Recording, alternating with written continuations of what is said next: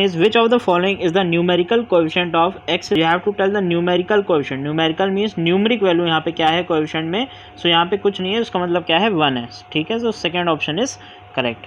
Now I will move towards the second question.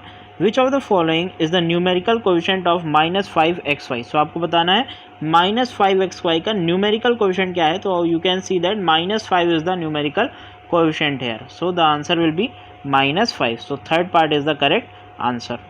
Now question number 3. Question number 3 is about PQR is what type of polynomial? You know that polynomials मतलब क्या होता है? Poly means many and nomial means terms. So PQR सिर्फ एक single term है. कितने term है? सिर्फ वन टर्म है. So वन टर्म क्या होता है? One term is monomial. You all know that. एक टर्म किस में होते हैं? मोनोमियल में होते हैं. So first option is correct.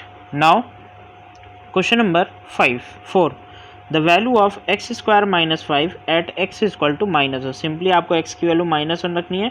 सो -1 का स्क्वायर और -5 क्या हो जाएगा? -1 का स्क्वायर होगा 1 and 1 - 5 that is -4. So answer will be -4. So third option is correct hair.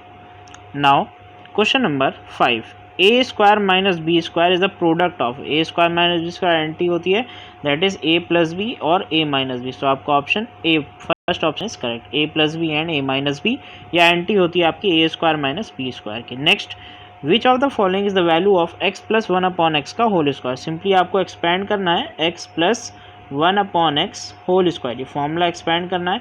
Formula है किसका? ये है बेटा a plus b whole square का formula, that is a square plus b square और प्लस 2ab करेंगे.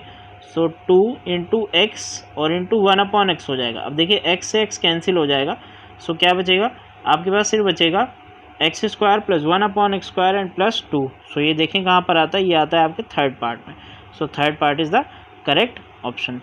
Now question number 7. Question number 7 is which of the following is obtained by subtracting x square minus y square from y square minus x square. So from के बाद वाला term पहले लिखते हैं, यानी कि y square minus x square लिखेंगे.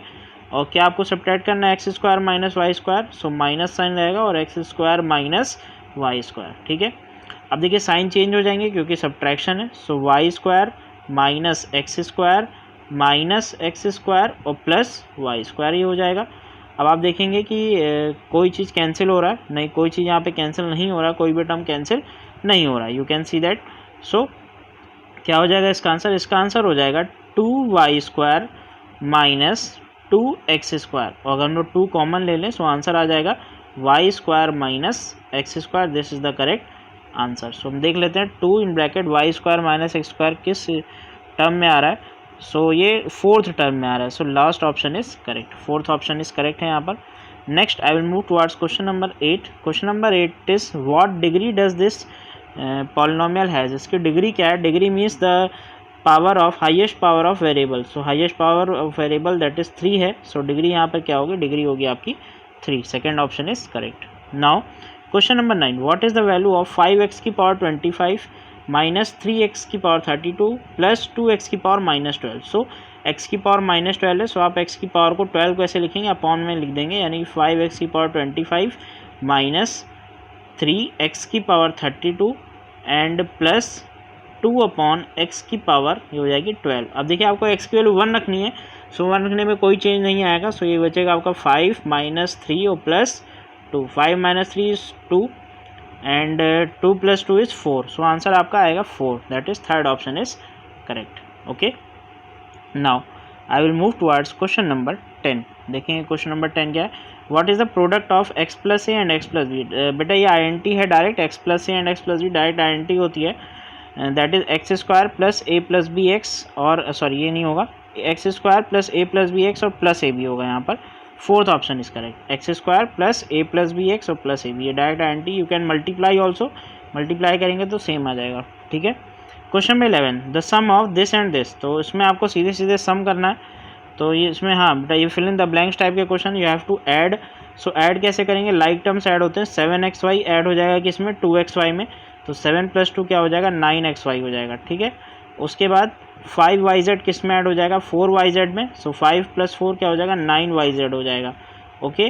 और लास्ट आपका 3xz एंड 2xz. -3 और +2s और -xz, ये आपका आंसर आ जाएगा। फिर से एक बार चेक कर लेते हैं। देखिए 7xy और 2xy ऐड करना है, 9xy हो गया, 5yz और 4yz, ये आपका हो गया 9yz, और -3xz and +2xz, that will be -xz। So this is the correct answer. Now question number 12, what should be subtracted from this term to get this. So ये ऐसा क्वेश्चन है, what इसमें से क्या सब्ट्रैक्ट किया जाए, किया जाए। सो हम लोग देखते हैं व्हाट शुड बी सब्ट्रैक्टेड। तो let expression p must be subtracted, ऐसे आप लिखेंगे, ठीक है। सो देखते हैं क्या बनेगा यहाँ पर।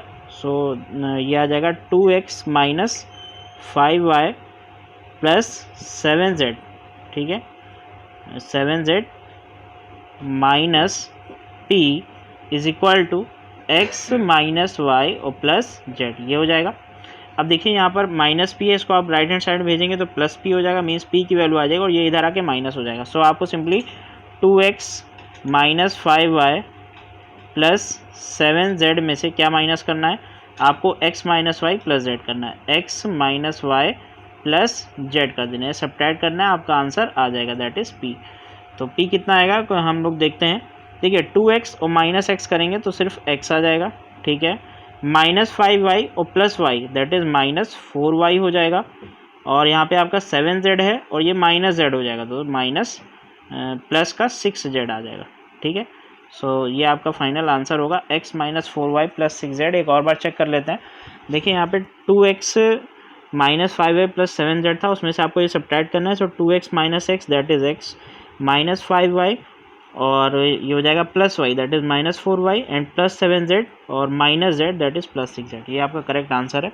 नेक्स्ट क्वेश्चन नंबर 13 की तरफ मूव करते हैं। Question number 13 is the area of rectangle of length this and breadth this. Area of rectangle क्या होता है, लेंथ इंटू ब्रेथ होता है, सिंपली आपको मल्टीप्लाई करना है l इंटू बी, और ये आपका हो जाएगा 4xy multiply by 2xy। So 4 to ज़ा क्या हो जाएगा 8 हो जाएगा, and x into x that is x square and y into y that is y square. So आपका आंसर आ जाएगा 8x square y square.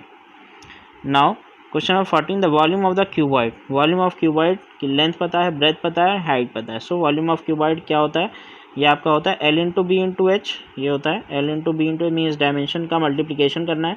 So 8xy multiply by 3xy और मल्टीप्लाई बाय तीसरा क्या हो जाएगा आपका है xy, ठीक है, तीनों का मल्टीप्लिकेशन होगा।